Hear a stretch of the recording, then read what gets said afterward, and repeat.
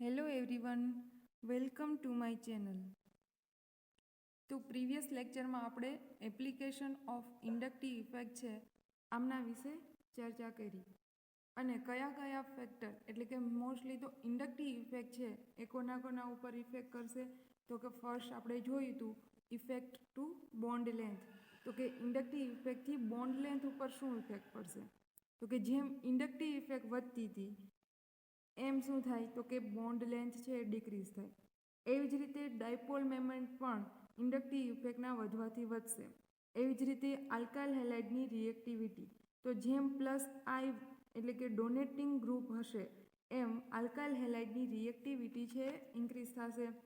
એવી જ રીતે રિલેટિવ સ્ટ્રેન્થ ઓફ એસિડ તો ઇન્ટેન્સિટી છે જે ઇન્ડક્ટિવ ઇફેક્ટની અને રેઝોનન્સ ઇફેક્ટ છે આ બંને કાર્બોક્સિલેટ એનાયનની સ્ટેબિલિટીમાં વધારો કરશે. એવી રીતે એમની જે સ્ટ્રેન્થ છે એસિડિટીની એ વધશે.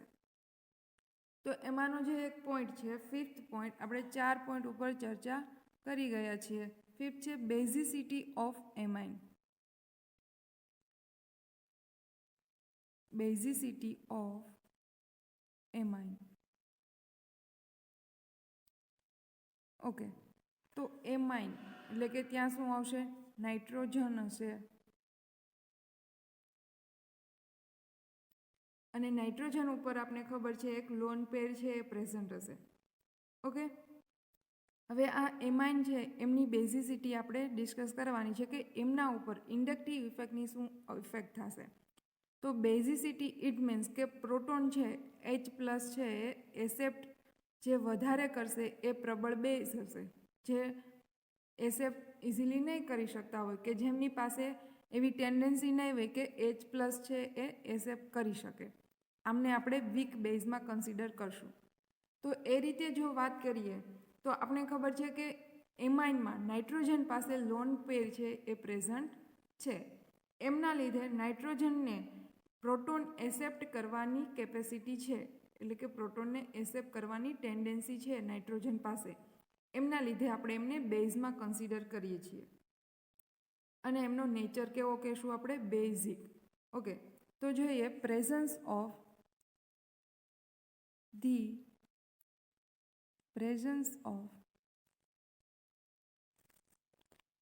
pair of electron on nitrogen atom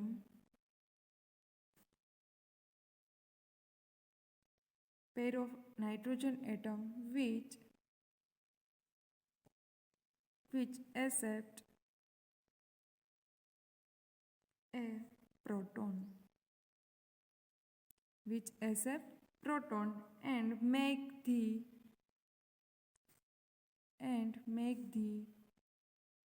amine basic in nature. Okay, તો આમના લીધે જે એમાઇન છે એમનો નેચર કેવો થશે બેઝિક, કેમ કે નાઇટ્રોજન ઉપર લોન પેર છે એ પ્રોટોન છે એસેપ્ટ કરશે અને એમનો નેચર છે એ બેઝિક કન્સિડર કરવામાં આવશે. In fact,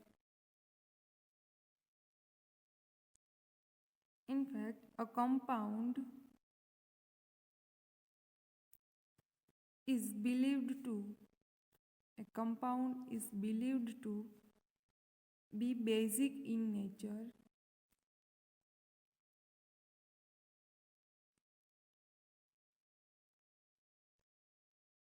if it is capable of accepting a proton. Okay, તો કોઈ બી કમ્પાઉન્ડ છે એ બેઝિક નેચર ક્યારે ગણાશે તો કે એ પ્રોટોન એસેપ્ટિંગ કરવા માટે કેપેબલ હશે ત્યારે. The relative basicity of અથવા તો basic strength of amine depends on the readiness with which the lone pair of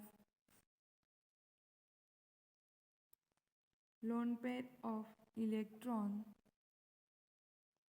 is available for coordination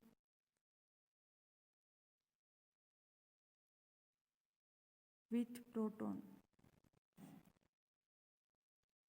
હવે બેઝિક સિટી છે, જે સ્ટ્રેન્થ છે, બેઝિક સ્ટ્રેન્થ છે, એમાઇનની કોના ઉપર ડિપેન્ડ કરશે કે જે એમાઇન છે એટલે કે નાઇટ્રોજન છે એમની સાથે કોર્ડિનેશનમાં કયા કયા ગ્રુપ છે, એમનો ઇલેક્ટ્રોન ડોનેશનનો પાવર કેવો છે, એ બધા ઉપર એમની બેઝિસિટી છે એ ડિપેન્ડ કરશે.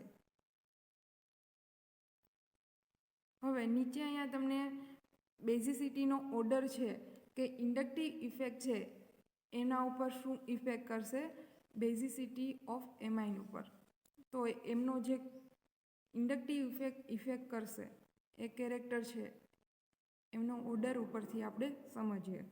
જેમ કે ફર્સ્ટ આપણે જોઈએ કે નાઇટ્રોજન સાથે 3 હાઇડ્રોજન હશે તો નાઇટ્રોજન પાસે લોન પેર પ્રેઝન્ટ છે. એવી જ રીતે એક હાઇડ્રોજન છે એમને રિપ્લેસ કરીએ અને ત્યાં મિથાઇલ ફંક્શનલ ગ્રુપ રાખીએ. આપણે ખબર છે નાઇટ્રોજનની 3 વેલેન્સી છે અને એમની પાસે એક એક્સ્ટ્રા લોન પેર છે. એમાંથી એક હાઇડ્રોજન રિપ્લેસ કરી અને મિથાઇલ ફંક્શનલ ગ્રુપ રાખ્યું. હવે 2 હાઇડ્રોજન રિપ્લેસ કરશું એટલે કે 2 મિથાઇલ ગ્રુપ આપણે એમાં સબસ્ટિટ્યુટ કરીએ હાઇડ્રોજનની જગ્યાએ. એવી જ રીતે 3 હાઇડ્રોજનને રિપ્લેસ કરીએ અને 3 મિથાઇલ ગ્રુપ આપણે એડ કરીએ. હવે આપને ખબર છે હાઇડ્રોજન છે એમાં આઈ ઇફેક્ટ છે એ જોવા ના મળે.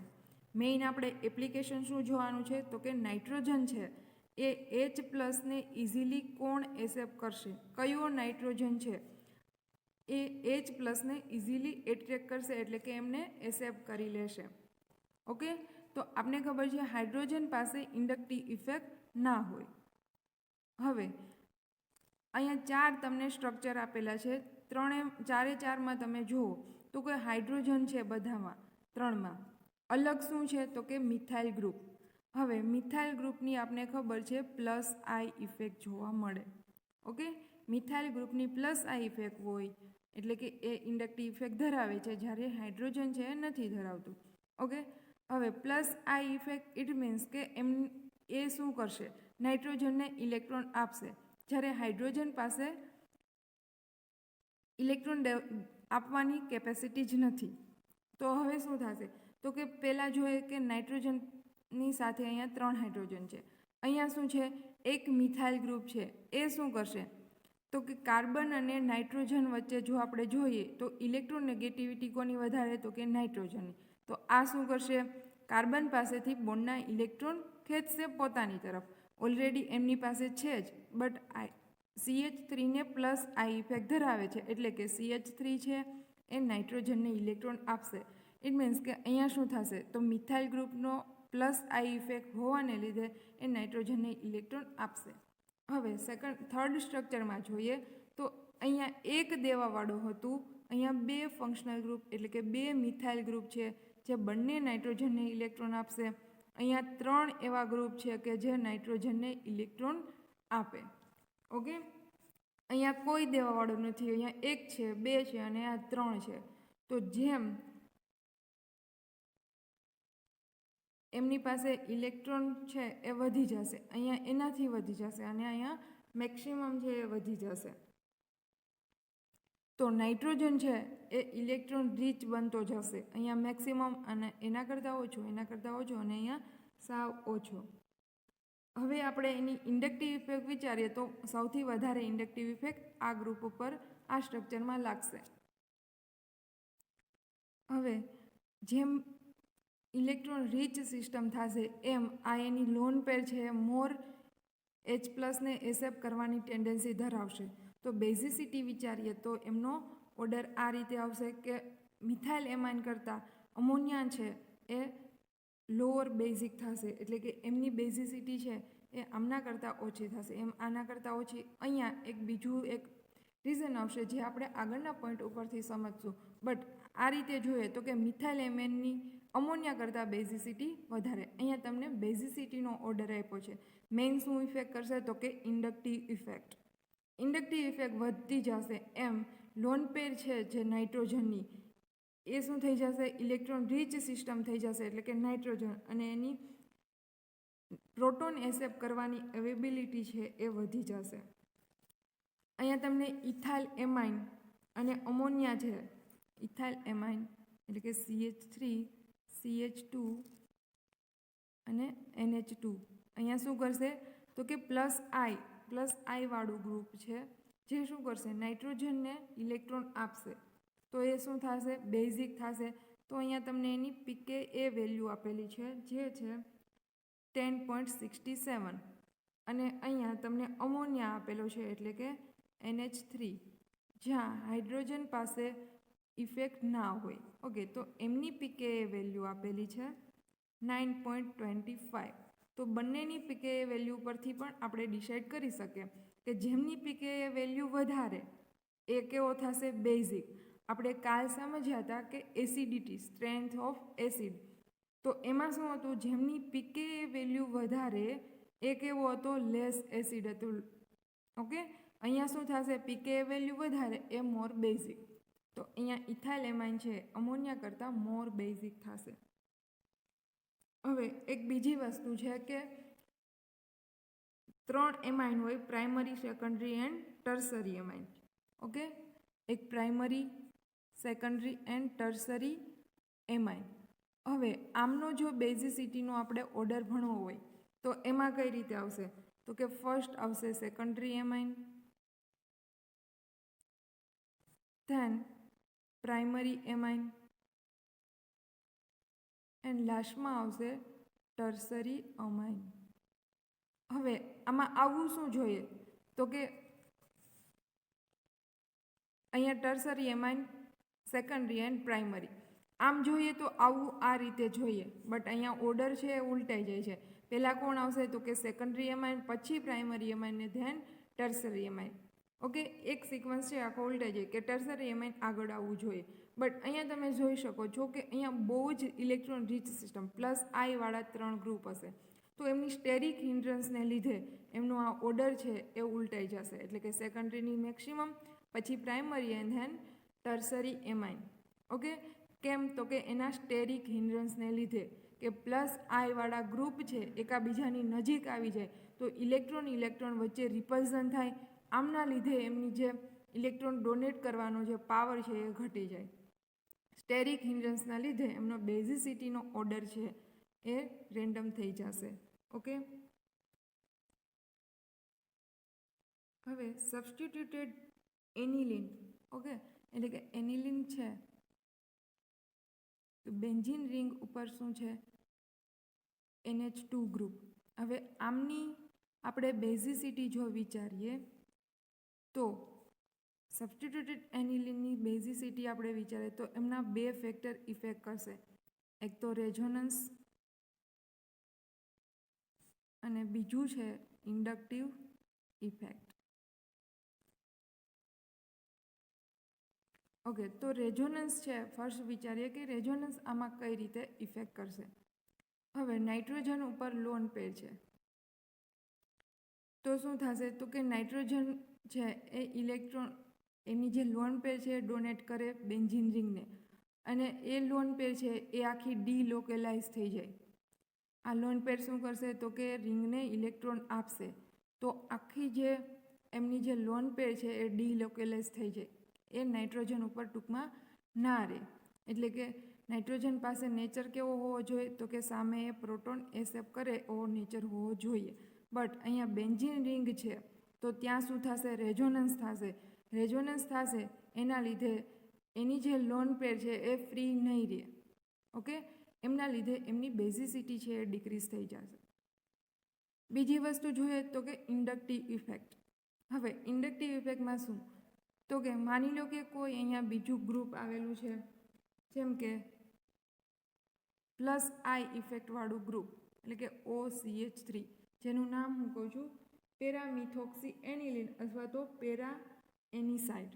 ઓકે, આગળનું શું હતું? એનિલિન. આ છે પેરામિથોક્સી, આને કહેશું મિથોક્સી ઇથર ગ્રુપ છે એટલે કે મિથોક્સી પેરામિથોક્સી એનિલિન.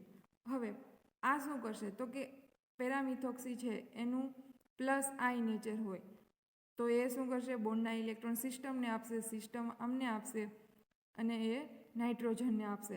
જેમ આપણે આગળનું જે જોયું હતું કે મિથાઇલ ગ્રુપ જેમ વધતા હતા એટલે કે પ્લસ આઈ ડોનેટિંગ ગ્રુપ છે એ વધે એમ એમની બેઝિસિટી છે એ વધે, કેમ કે નાઇટ્રોજન ઉપરની જે લોન પેર છે એ હાઇડ્રોજન એટલે કે પ્રોટોનને એક્સેપ્ટ કરવાની કેપેસિટી ધરાવે છે. તો પ્લસ આઈવાળા ગ્રુપ જેમ વધશે એમ એનિલિન છે એની બેઝિસિટી છે એ વધી જશે, કેમ કે એ શું કરશે? ઇલેક્ટ્રોન છે એ સિસ્ટમને ડોનેટ કરશે એટલે કે નાઇટ્રોજનને ડોનેટ કરશે. બટ નાઇટ્રો ગ્રુપ આમને કેવું કહેવાય તો કે ઇલેક્ટ્રોન વિડ્રોઈંગ ગ્રુપ અથવા તો માઇનસ આઈ ઇફેક્ટિંગ ગ્રુપ. માઇનસ આઈ ઇફેક્ટિંગ ગ્રુપ શું કરશે તો કે બોન્ડના ઇલેક્ટ્રોન છે લઈ લેશે એટલે કે આ એક આપણી સિસ્ટમ હતી એમની પાસેથી ઇલેક્ટ્રોન ખેંચી લેશે. જ્યારે આ શું કરતું હતું? આપણી આ સિસ્ટમને ઇલેક્ટ્રોન આપતું હતું. અહીંયા ઇલેક્ટ્રોન પોતે ખેંચી લેશે તો સામે હાઇડ્રોજન હશે એને એક્સેપ્ટ નહીં કરી શકે, કે જ્યારે માઇનસ આઈ ઇફેક્ટવાળા ગ્રુપ છે એ આ સિસ્ટમને એટેચ હશે ત્યારે. ઓકે, તો બેઝિસિટીની વાત કરીએ તો બે ઇફેક્ટ થશે, એક તો રેઝોનન્સ અને બીજી ઇન્ડક્ટિવ.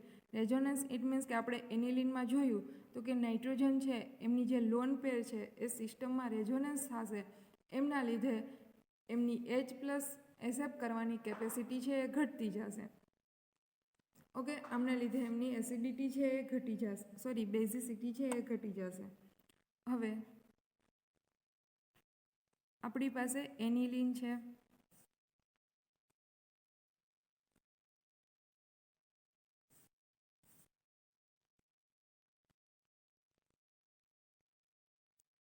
ઓકે, 3 આપણી પાસે એનિલિન છે.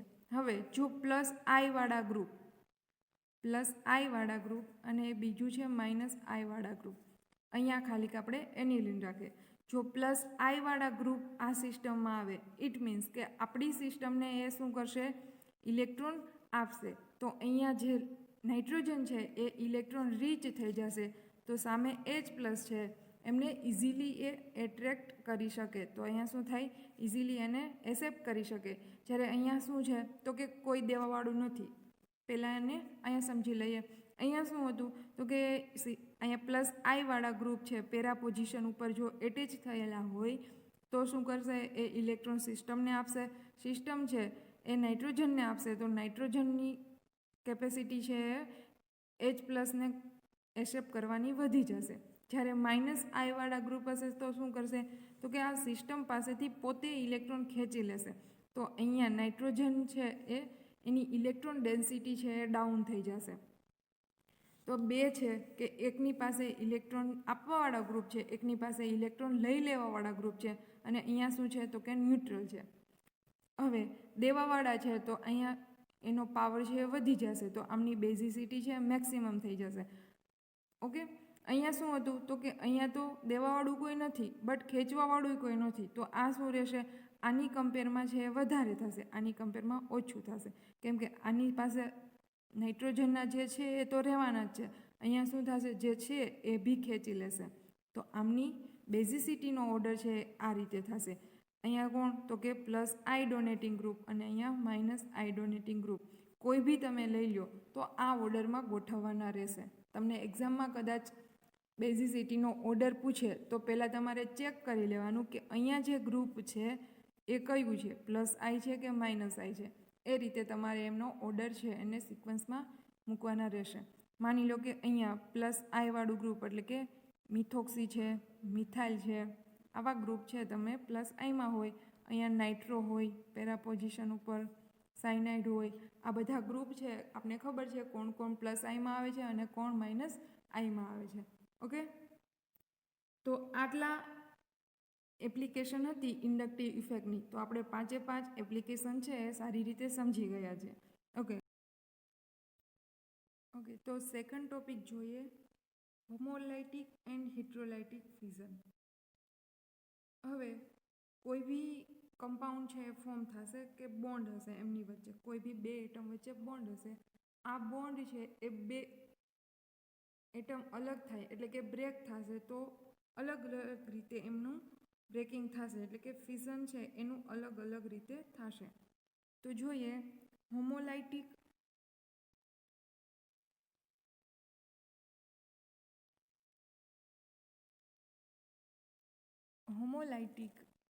And heterolytic fusion.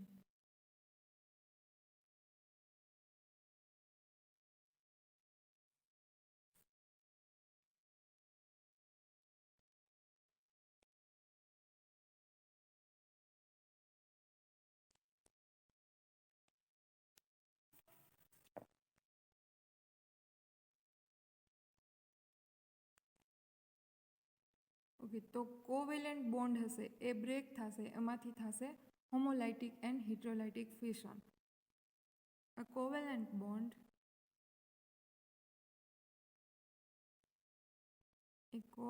bond can undergoes fission in two ways. First છે by homolytic fission and second one is by heterolytic fission.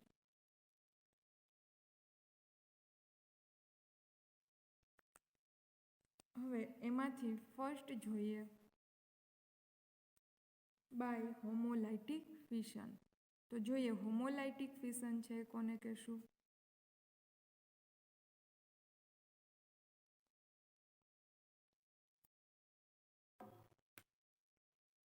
તો હોમો મીન્સ આપને ખબર છે, હોમો મીન્સ શું થાય? એક સમાન, એક જ. ઓકે, એક સમાન જે ફિશન થતું હશે, કોઈ બી બોન્ડ હશે બે કમ્પાઉન્ડ વચ્ચે, બે એટમ વચ્ચે સરખી રીતે ભાગ થશે, એમને કહેશું આપણે હોમોલાઇટિક ફ્યુઝન. કોવેલેન્ટ બોન્ડમાં આપને ખબર છે કોઈ બી બોન્ડ બને એમાં બે ઇલેક્ટ્રોનની રિક્વાયરમેન્ટ હોય, તો કે બે બોન્ડને જો બોન્ડ બનવા માટે બે ઇલેક્ટ્રોનની જરૂર છે, તો બ્રેક થશે ત્યારે છૂટા કેટલા ઇલેક્ટ્રોન પડશે? તો કે બે ઇલેક્ટ્રોન. ઓકે, જો સરખી રીતે ભાગ પડશે એમને કહેશું આપણે homolytic fusion. In homolytic fusion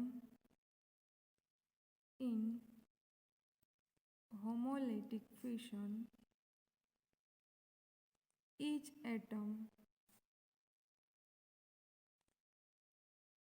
acquires one electron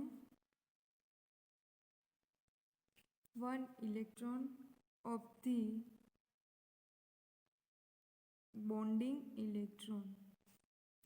okay, બંને શું કરશે અથવા તો દરેક એટમ શું કરશે? તો કે એક ઇલેક્ટ્રોન છે બોન્ડનો એ લેશે. It example, each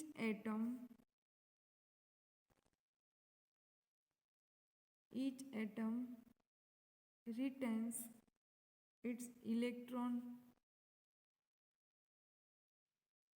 resulting in the formation of free radical. Okay, શું કરશે? બંને એટમ વચ્ચેનો બોન્ડ બ્રેક થઈ બંને એક ઇલેક્ટ્રોન છે એસેપ્ટ કરશે. એક ઇલેક્ટ્રોન એસેપ્ટ કરીને ફોર્મ શું કરશે? તો કે ફ્રી રેડિકલ. તો એક ઇલેક્ટ્રોન છે એટમ પાસે હોય એમને શું કહેશું આપણે? Free radical. તો માની લો કે કોઈ કમ્પાઉન્ડ છે જેમાં એ અને બી એટમ વચ્ચે સિંગલ બોન્ડ આવેલો છે. હવે શું કરશે? તો કે બંને વચ્ચે હોમોલાઇટિક ફિશન થશે. હોમોલાઇટિક ફિશન મીન્સ આપણે ખબર છે બંને વચ્ચે સરખી રીતે ભાગીદારી થશે. એટલે કે 2 ઇલેક્ટ્રોન છે તો એક ઇલેક્ટ્રોન બી એટમ લેશે, તો એમને આપણે એક આવી રીતે સિંગલ સાઈડથી જ બતાવવાનું છે. બીજો એટમ એ છે એ પણ એક ઇલેક્ટ્રોન લેશે. અથવા બીજી રીતે બતાવવું હોય તો કહી શકાય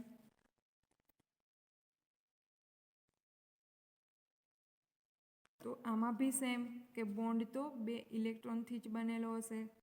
એમાં શું કરશે, એટમ એ છે એક ઇલેક્ટ્રોન લેશે, બીજો જે એટમ છે એ એક ઇલેક્ટ્રોન લેશે. ટૂંકમાં એમને એરાને આ રીતે આપણે દર્શાવી શકીએ. ખાસ ધ્યાન રાખવાનું, કોઈ બીનું ફિશન થતું હોય, કોઈ બીમાં રિએક્શન થતું હોય, કયો ઇલેક્ટ્રોન કઈ સાઈડ જાય છે એને એરાને ઇન્ડિકેટ કરવો ખાસ જરૂરી છે.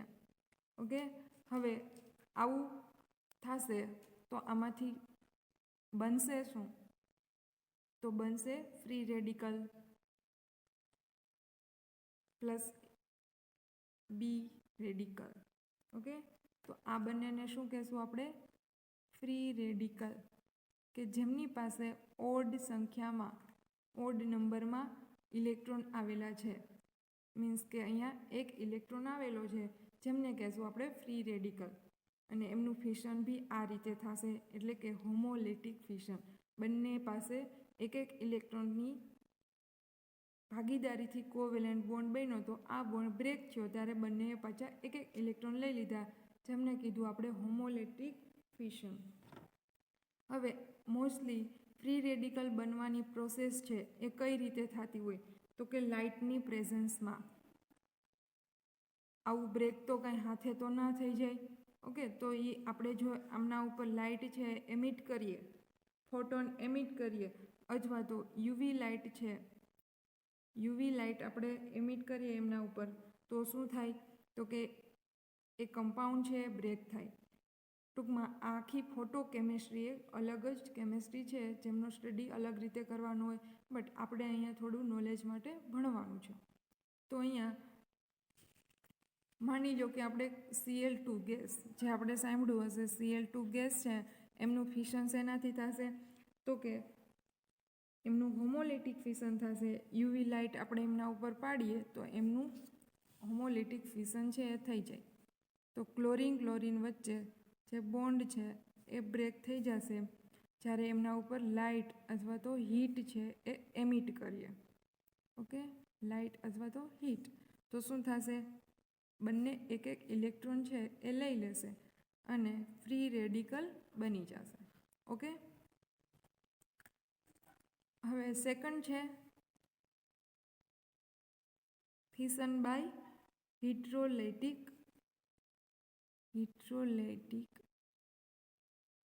Fission.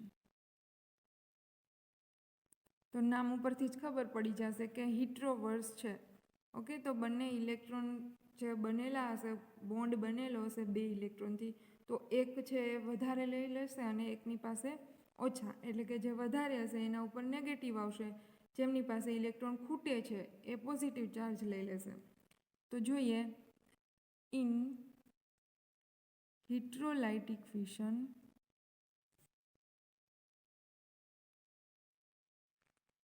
one of the atom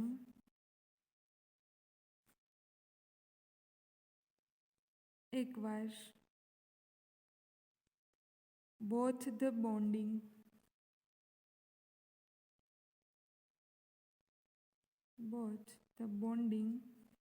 electrons. શું કરશે, તો કે જે બે વચ્ચે બોન્ડ બનેલો હશે, માની લો કે કાર્બન વચ્ચે એક બોન્ડ છે, એક એટમ શું કરશે, તો કે બંને ઇલેક્ટ્રોન પોતે લઈ લેશે. Okay, both acquire bonding electron and, તો એમની પાસે ઇલેક્ટ્રોન વધી જશે તો શું થઈ જશે, negative, and becomes negatively charged.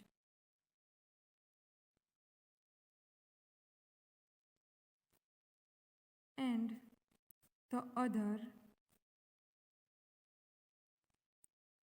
atom બીજો શું થઈ જશે તો કે બધા ઇલેક્ટ્રોન પોતે લઈ લેશે તો આની પાસે ઘટશે ઇલેક્ટ્રોન તો એ become positive charge become positively charged. એમનું એક એક્ઝામ્પલ જોઈએ.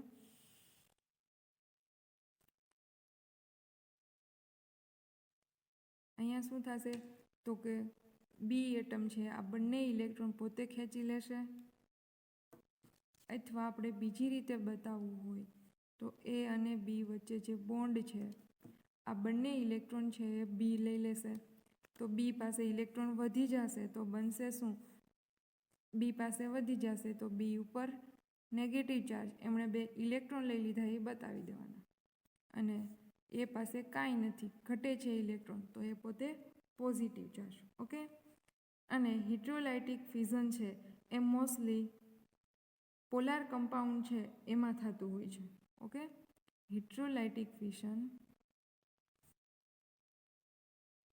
પોલાર મીન્સ કે ચાર્જ સેપરેશન કે જ્યાં નેગેટિવ અને પોઝિટિવ ચાર્જ જે સેપરેટ થતો હોય એમને કહેવાય પોલાર તો એ પોલાર કમ્પાઉન્ડમાં મોસ્ટલી જોવા મળે occurs most readily with polar compound in polar solvent okay તો આજના માટે આપણે આટલું રાખીએ પ્રીવિયસ લેક્ચરમાં આપણે જોશું રિએક્શન ઇન્ટરમીડિયેટ એટલે કે રિએક્શનમાં અલગ અલગ ઇન્ટરમીડિયેટ છે બનતા હોય એમના વિશે ચર્ચા કરીશું okay bye thank you have a nice day